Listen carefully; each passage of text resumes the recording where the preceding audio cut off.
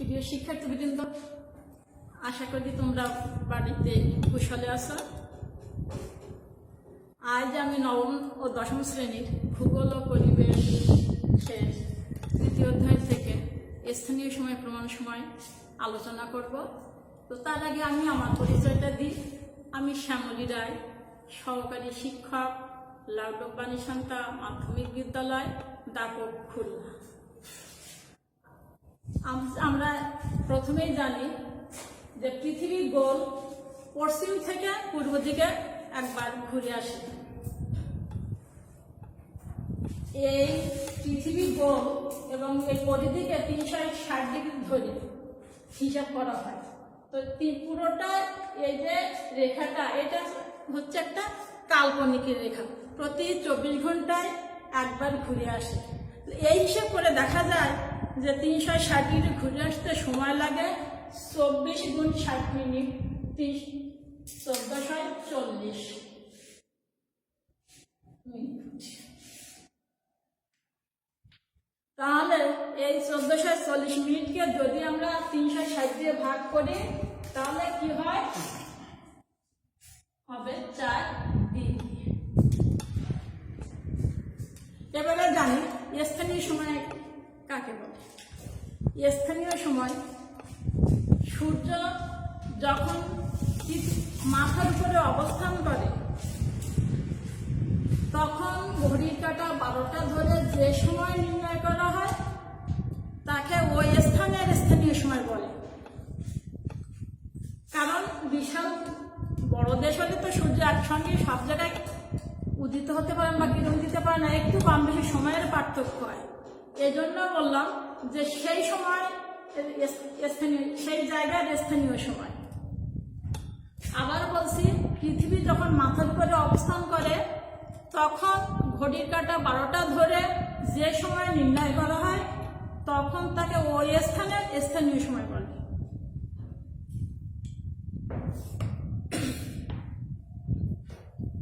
এরপরে প্রমাণ সময়, যে মূল মধ্যরেখা অনুযায়ী প্রমাণ সময় নির্ণয় করা হয়।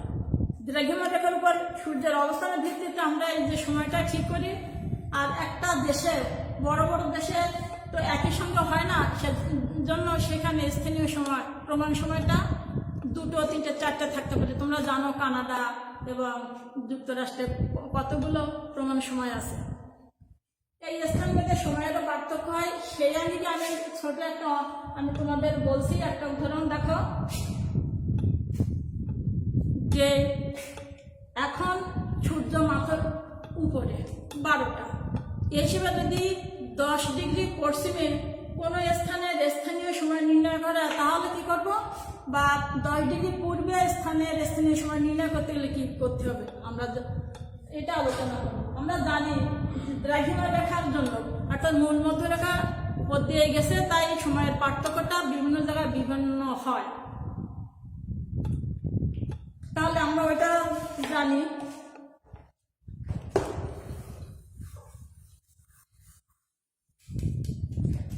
এখন এখানে স্থানীয় সময় 12টা।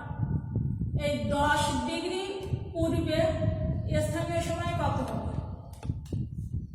তাহলে আমরা আগে জেনেছি 1 ডিগ্রি সমান 4 মিনিট। অতএব 10 ডিগ্রি সমান 10 গুণ 4, 40 মিনিট। তাহলে পূর্বে বলে আমরা বলেছি দ্রাঘিমা রেখার পূর্বে গেলে যোগ করতে হবে স্থানীয় সময়ের সঙ্গে, আর পশ্চিমে গেলে বিয়োগ করতে হবে। তাহলে 12টার সঙ্গে 40 যোগ করলে 12টা 40। তাহলে ওই স্থানের স্থানীয় সময় হবে 12টা 40 মিনিট। তদ্রূপভাবে আমরা যদি পশ্চিমের স্থানীয় সময় বের করি কোনো স্থানের, সেক্ষেত্রে আমরা যোগ বিয়োগ করব। এবার আমরা একটা অঙ্ক দেখি।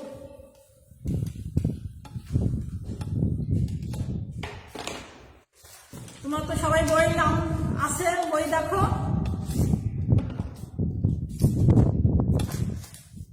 ঢাকা থেকে পূর্বে অবস্থিত একটি স্থানের দ্রাঘিমার পার্থক্য 50 ডিগ্রি 30 মিনিট। 50 degree 30 minute. ঢাকায় যখন ভোর 6টা তখন সেই স্থানের স্থানীয় সময় কত হবে? ঢাকার সময় স্থানীয় সময় হচ্ছে ভোর 6টা। তাহলে এই 50 ডিগ্রি 30 মিনিটকে আমরা একই এককে লিখি। এক এককে লিখতে গেলে আমাদের করতে হবে 50 ডিগ্রি গুণ 4 মিনিট, তাহলে 4×50 200 মিনিট। 200 মিনিট বাকি থাকলো 30 মিনিট। আমরা কিন্তু এই 200 মিনিটের সঙ্গে আর 30 মিনিট যোগ করব না। এই 30 মিনিটকে আমরা সেকেন্ডে পরিণত করব। তাহলে 30 মিনিটকে সেকেন্ডে করতে গেলে দ্রাঘিমার পার্থক্য 1 মিনিট সমান 4 সেকেন্ড। তাহলে 30 মিনিটে 120 সেকেন্ড। আমরা সাংকেতিক চিহ্ন ব্যবহার করতে পারি অথবা লিখতে পারি সেকেন্ড। তাহলে আমার মোট কথা হলো এই 200 মিনিট আর 120 সেকেন্ডে যদি আমরা মিনিটে করি তাহলে তোমরা জানো 60 সেকেন্ডে 1 মিনিট, 60 দিয়ে একে ভাগ করলাম, তাহলে কত হলো 120 60 দুগুণে এই 2 মিনিট। এই 200 মিনিটের সঙ্গে 2 মিনিট যোগ করা হলো, কত হলো 202 মিনিট। এখন 60 মিনিট 1 ঘন্টা, আমরা এটাকে ঘন্টায় পরিণত করব। 60 দিয়ে ভাগ করা হলো।